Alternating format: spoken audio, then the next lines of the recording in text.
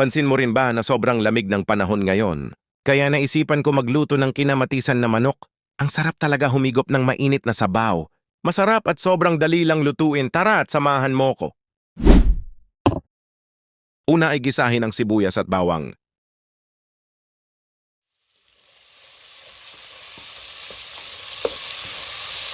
Sibuyas na puti pala ang ginamit ko dito.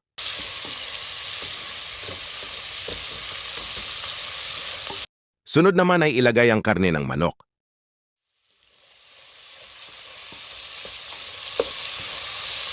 Gisahin ng maigi hanggang maging ganito ng itsura niyan.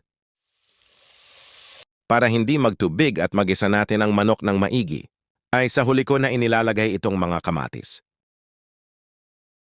Gisahin mo lang yan ng mahusay. Timplahan ng patis or asin, ikaw na bahala.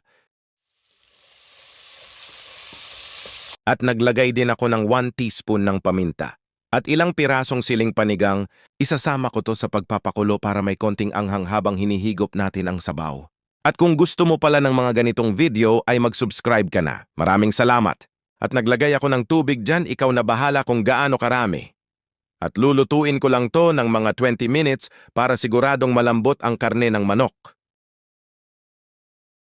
At nang kumulo ay pinatay ko muna ang kalan dahil tatanggalin muna natin itong chicken fat at ang mga excess oil sa paggisa natin kanina.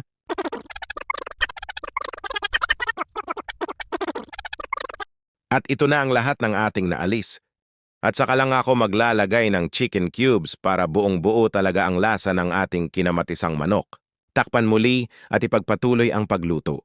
Makalipas ang ilang minuto ay pwede mo na ilagay ang pechay o kahit anong gulay na gusto mo. Lulutuin lang natin yan ng mga 2 minuto. Kung umabot ka pala dito ay paki-comment mo naman kung taga saan ka para naman malaman ko kung hanggang saan umabot ang video na ito. Maraming salamat! Makalipas ang ilang sandali ay pwedeng-pwede na yan, ready to serve.